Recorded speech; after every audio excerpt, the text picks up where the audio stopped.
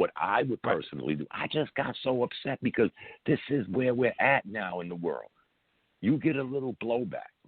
It's like ours, little podcast. Yes, I sat and listened to the whole 5 minutes, hit him right up, told him I heard it. If I didn't like it, I would have told R, you might want to, whatever. And I'm assuming me and R would still talk the next day. Right. I hope, so why all of that?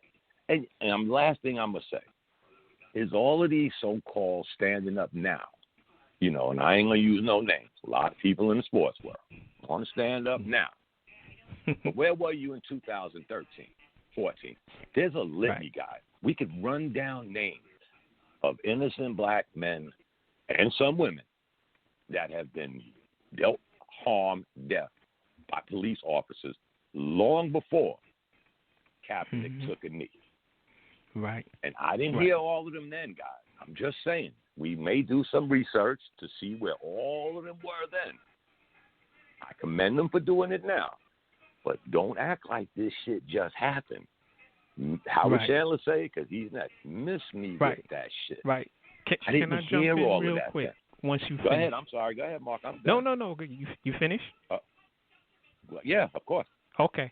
I just wanted to say, y'all who know me, when I don't know when I started tweeting and putting on FB that when I see videos and read of cops doing the wrong thing, I'll say blue gang at it again. And it's no disparage towards the good cops who do their jobs. When I started, at first, it was me showing white cops doing it.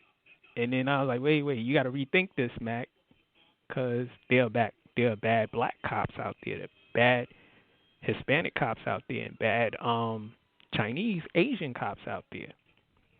So anytime I saw any kind of cop, blue, green, black, white, whatever, blue gang at it again.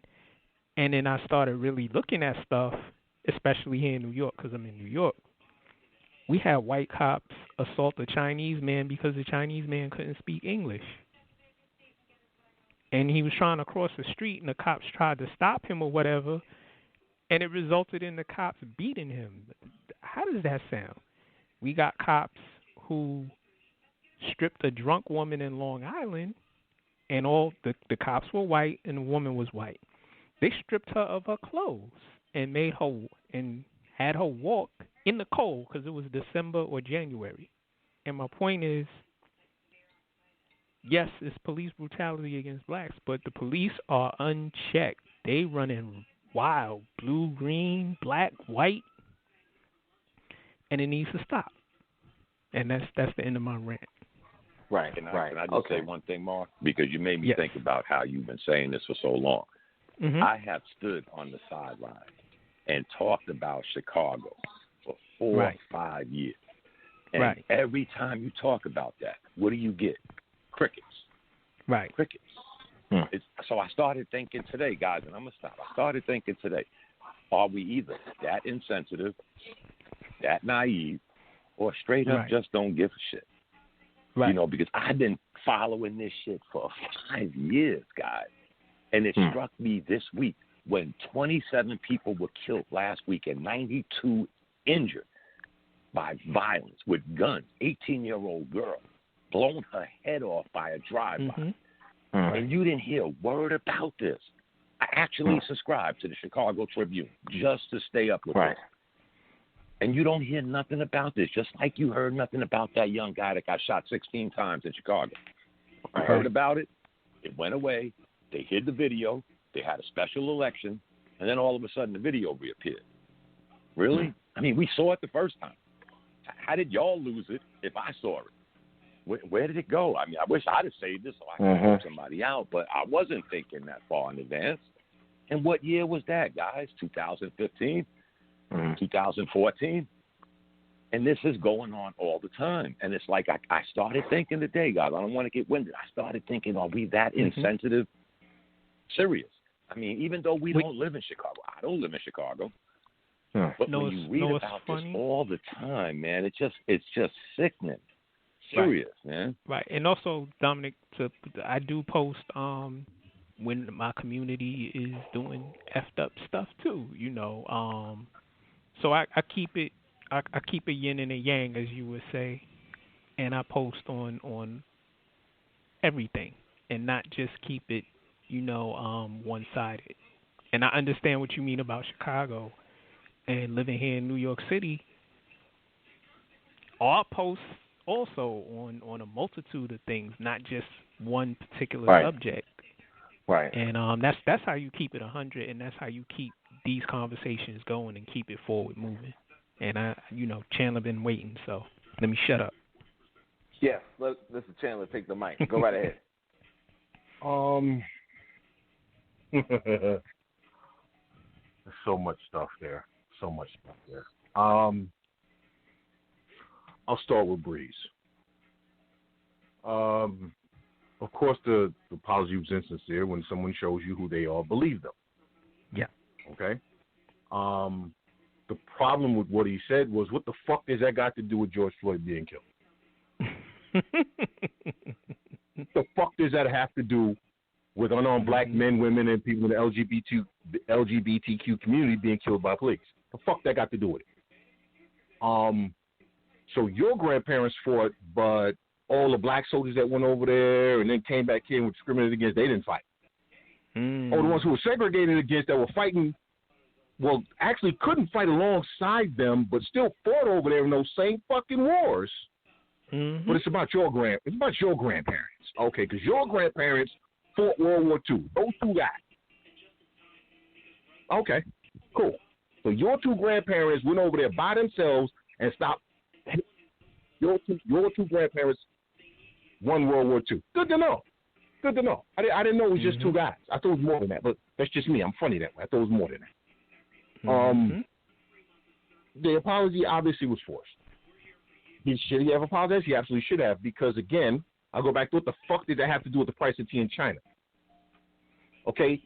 The genesis of the question to him revolved around everything that's going on, and now 4 years later that we're still having the same fucking conversations about police killing unarmed black men in broad fucking daylight in front of the world. What do you think now, Drew? And that's where he went. So fuck you, Drew Brees. Okay? There you go. You got the blowback. That's why your teammates came for your neck. Okay? That video he put out, listen, Drew Brees is going to be running for office, probably in the state of Louisiana. Right. So if you look at that video, that was a campaign speech, by the way. That was a campaign speech. A bad Hello. One. No. It wasn't bad, because you got all kind of, you got people falling all over themselves to pat him on the back now. Right. Oh God, did you hear what he said? And did you look in his eyes, and did you see? And then when the president came for him, he clapped back at the president. Oh my God, Drew Brees is woke. Right. I agree. What I find just awful in this thing is, listen, man, I'm about sick of hearing about this good cop bullshit. Because how is it that you're going to keep telling me it's good cops, but yet they're the ones standing by and allowing this shit to happen? Exactly. Agreed. Yep. How the fuck are you good? How in the fuck are you good with you allowing evil to happen? Yep. See, if you allow evil to happen just because you're not the one perpetrating the evil, doesn't mean you're not part of it. Right. So you are still part of the problem. Like the 57 cops in Buffalo who got mad that two of their members who beat up an old man, okay, and got suspended for it, and they went and held a protest. They're like, we support our guys. You were mad because two of your brethren beat up an unarmed old man, got called on it, and you got upset about it. But you keep telling me these good cops. These are apparently the good cops, these 57 who quit the crisis response team. Right? Because they didn't do anything. They're not the ones who did it, so they're the good ones, right? But they're supporting the two that did do it. So how are you good? Where's the good in that? Yep. Well, they didn't do it, So the bar now is, well, I'm not the one who did it. Is that the bar? The bar is, well, I'm not the one who killed him, so I'm okay. I just stood there and watched. Right. Because last I checked, if I go out with Mark and he go rob somebody and I'm standing there while he robbing him, my ass going to jail too. Yeah, because you are being an complicit. accomplice. Right, it's called being an accomplice. So I can't say the judge yet, but I'm the good one. I didn't do anything. I just stood there. Did you try to stop it? No. Well, what did you do? Nothing. That makes me good. By your logic, I'm the good guy. Yep. Please. And let me just say this: the Democratic congressional Democrats wore kente cloth today and took a knee. I'm tired of the symbolism and the symbolic gestures. Do it right in the justice system.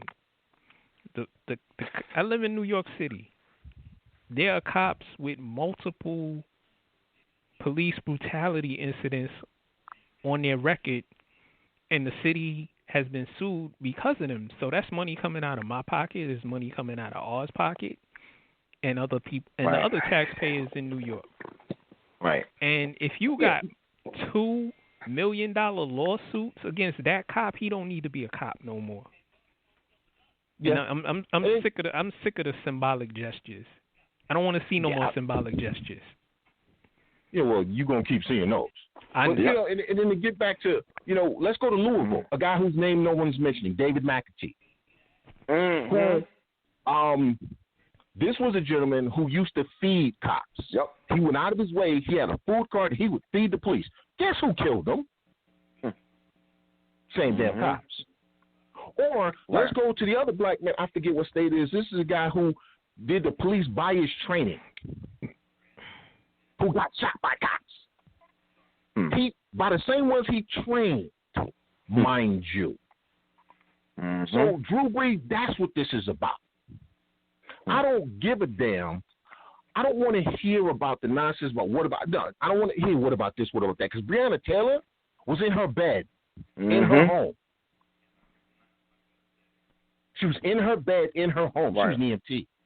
Right. Okay? We heard with George Floyd, we expect him to have some intoxicants in his system. You expect? Expect, right. So you're telling me that your autopsy is going to say that there was some shit in the system, whether it was or not is irrelevant because you already put that out there before you even autopsied the body. And this has been going on as long as I've been alive. The only difference now is you have so many people with phones who are recording it, and you have this generation who, for better or for worse, who live on their phones, who also have some kind of a conscience, and who also aren't beholden to the bullshit of, well, what if I say this, what are people going to think about me? They don't give a fuck because they just want to live their life. You know what I'm saying? They want to be gay, they want to be straight, they want to be pansexual, they just want to do them. So they don't really give a fuck what you think when they post stuff. They don't care what you think when they protest. So the old value system that held a lot of people back isn't holding them back. And they're the ones that are marking. They're the ones that are pushing this forward. Because, see, now you got all these athletes. Now all you guys want to make a video. Well, 4 years ago, where were you? You left Colin Kaepernick and you hung his ass out to dry. Now that you don't feel like you might be impacted, basically you won't lose any money. Now, oh my God, yeah, we kneel. Oh yeah, we gonna kneel. We gonna march, and we gonna do some shit. Fuck all of you. Let me be very clear. Fuck all of you. Yep. Because when you weren't willing to be uncomfortable before, see, protest ain't supposed to be comfortable. Change is not comfortable. Change is uncomfortable. That's how you know you're changing. When you change, it's uncomfortable because you're doing something different. Think of the times in your life where you've had to actually change. Was it comfortable? Was it fun? No, it wasn't. So this shit is not supposed to be comfortable. It's not supposed to be fun. I don't give a damn how many targets they burn down. Okay? You know why? Because we don't own shit in our neighborhoods. So the shit we burning ain't ours. So that trope about where you're burning your own neighborhood, I don't own shit in the neighborhood I live in. Most of us don't. Right. So burn that shit to the ground.